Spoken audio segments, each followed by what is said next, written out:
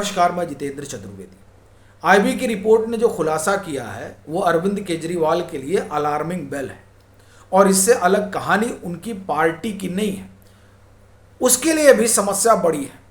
क्योंकि ऐसा नहीं है कि सब सर्वे सर्वा ही लटकेंगे वटकेंगे, पार्टी भी निपटेगी। तो प्रश्न यह है कि उस रिपोर्ट में है क्या।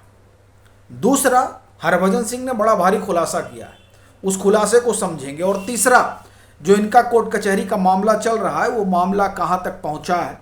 क्योंकि अरविंद केजरीवाल को उड़ने का बड़ा शौक है ना, तो खैर वो शौक जो है इनका उतारा जा रहा है। लेकिन पहले बात करते हैं आईबी की उस रिपोर्ट की। जो रिपोर्ट बड़ा सनसनीखेज, आप ये कहें कि रहस्योद्घाटन कर रही है। देखिए क्या हुआ कि जब अचानक ये सारी चीज़ें शुरू हुई ना, कि कोई आ जाता है, खड़ा हो जाता है और 24 घंटे में पूरा बज क्रिएट कर देता है, सोशल मीडिया पर माहौल बन जाता है। और ये माहौल कुछ उसी तरीके का बनाया जाने लगा जैसा हमारे पड़ोसी देशों में हुआ है। तो ये देख कर क्या हुआ कि आईबी को अलर्ट मोड पे डाल दिया गया। होम मिनिस्टर ने कहा कि भाई देखो ये सब क्या चल रहा है, ये कौन है जो इतना उछल कूद मचा रहा है, इसकी थोड़ा पड़ताल करना बड़ा ज़रूरी है, समझना बड़ा ज़रूरी है। और वह इसलिए भी क्योंकि देखिए क्या है ना कि जो बाहर की ताकतें हैं वो तो है ही हैं, अंदर की ताकतें भी बाहर की ताकतों से मिलकर यहाँ खेल खिलौना करना चाहती हैं। तो इसलिए उस पर थोड़ा जो है मुस्तैदी से काम किया गया। और फिर जो रहस्य निकल कर आया ना साहब, वो रहस्य सीधे तौर पर केजरीवाल को कटघरे में खड़ा करता है, आम आदमी पार्टी को कटघरे में खड़ा करता है। और ये प्रश्न पैदा होता है कि क्या इस हद तक चले गए हैं कि साहब अगर आप चुनाव नहीं जीत पाएंगे, चुनाव में नहीं लड़ पाएंगे तो क्या करेंगे, तो यही सब करेंगे। अब आप कहेंगे भाई ऐसा क्या रिपोर्ट में आ गया। देखिए जो सबसे बड़ी चीज़ उस रिपोर्ट में है, ये जो नया नया बज खड़ा हुआ है सोशल मीडिया पर, वो 2021 में जब उसको ट्रैक करना शुरू किया गया कि साहब ये कहाँ से शुरू हो रहा है, उस पेज को ट्रैक करना शुरू किया गया, तो पता चला कि 2021 में ये आम आदमी पार्टी गुजरात का हिस्सा हुआ करता था। देखिए पहले ये पब्लिक डोमेन पे था कि ये व्यक्ति जो है आम आदमी पार्टी से जुड़ा रहा है, उनके लिए कैंपेनिंग वगैरह किया हुआ है, वो सब तो ठीक था। लेकिन लोगों के लिए और ख़ास तौर से एजेंसियों के लिए कौतूहल का विषय था कि साहब ये ऐसा कैसे हो सकता है कि ये व्यक्ति जो है रात में खड़ा हो और सुबह तक जो है मिलियन में चला जाए। ये इसकी पड़ताल करना बड़ा ज़रूरी था। तो इसीलिए इसकी पड़ताल शुरू हुई इसके पेज की, और पेज की पड़ताल में पता चला कि साहब ये तो आम आदमी पार्टी गुजरात से एफिलेटेड था। और इसने फिर कई नाम वगैरह बदले, बाकायदे नेटवर्क 18 ने लंबी रिपोर्ट की है इस पर। मतलब वो गिरगिट की तरह रंग बदलता रहा। तो अब आप देखिए कि अरविंद केजरीवाल को यूं ही नटवरलाल नहीं कहा जाता, ये भी एक चेहरा है कि आपका एक पेज था, एक आपका हैंडल था, और फिर जब आपको लगा कि अब आप राजनीतिक तौर पर ध्वस्त हो गए हैं, तब आपने अपने इस पेज को एक्टिवेट करा दिया और अपने चेले को लगा दिया कि बेटा शुरू हो जाओ। और इनको क्या लगा कि सरकार को पता नहीं चलेगा, वो केंद्रीय गृह मंत्री जो है वो सोएंगे, आप खेल करोगे और वो चदर तान के सोएंगे। अब अगर इतनी समझदारी अरविंद केजरीवाल के पास नहीं थी तो देखिए वो फंस बुरा गए हैं। क्योंकि अभी तक तो चर्चा हो रही थी ना, अब आईबी तो सीधे कह रही है कि साहब ये आम आदमी पार्टी गुजरात का जो है से एफिलेटेड पेज था। यानी बात सिर्फ अब चर्चा की नहीं रह गई है, बात ये भी हो गई है कि नहीं साहब आपका इससे जुड़ाव है, और मनीष सिसोदिया के साथ तस्वीर भी आ गई। यानी केजरीवाल और उनका पूरा कुनबा जो है वो इसके साथ था। और फिर देखिए मजेदार चीज देखिए कि इसमें वही लोग समर्थन कर रहे हैं और जुड़ रहे हैं जो लोग आम आदमी पार्टी के संस्थापकों में रहे हैं और आम आदमी पार्टी के समर्थकों में रहे हैं। बड़ी दिलचस्प बात यह है।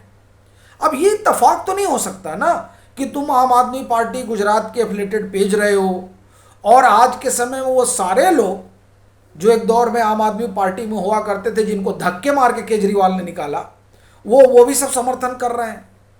मतलब इतना पिटाने के बाद में भी होश नहीं आया। खैर ये प्राणी ही वैसे हैं, कितना भी पीटिए। कहना यह है कि ये जो मामला निकल कर सामने आया है, ये रिपोर्ट पूरी जो है वो गृह मंत्री के पास गई है। अब जो है आईबी इस बात की पड़ताल कर रही है कि इनका पैसा वैसा कहाँ से आ रहा है। देखिए आईबी के पास इस बात की जानकारी है कि ये जो पूरा खेल है वो खेल फॉरेन फंडेड है और इसमें जो है विदेशी एजेंसियां शामिल हैं। वो कौन एजेंसियां हैं, कौन लोग फंड कर रहे हैं, इसकी पड़ताल चल रही है। और ये भी बात है कि साहब ये पेज आम आदमी पार्टी एक दौर में गुजरात एफिलेटेड था, यानी आम आदमी पार्टी गुजरात से एफिलेटेड था, ये उससे जुड़े हुए रहे, ये भी तय है। और ये जिस तरह से रातों रात बढ़ रहा है, ठीक है, उस बढ़ने के पीछे का सीधा कारण यही दिखाई देता है। और दूसरा एक आप ये कहें कि पश्चिम की कुछ ताकतें हैं जो कुछ कुछ करना चाहती हैं, तो कुछ कुछ करना चाहती तो उनको लगता है यहीं से सारा बज क्रिएट किया जाए। तो ये बात तो सरकार समझ गई थी, इसलिए आईबी को लगाया गया था। आईबी ने रिपोर्ट की, आईबी ने रिपोर्ट दिया तो कहा गया कि साहब इसको बंद करो। तब वो दूसरे से आ गए, ठीक है।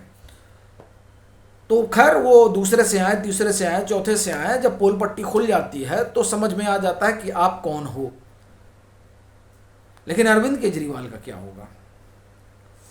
उनको तो लगा था कि दिल्ली के शराब घोटाले वाले मसले में जिस तरह से निचली अदालत ने उनको आरोप मुक्त किया है, उसके बाद से तो उनको लगा कि उनको संजीवनी मिल गई।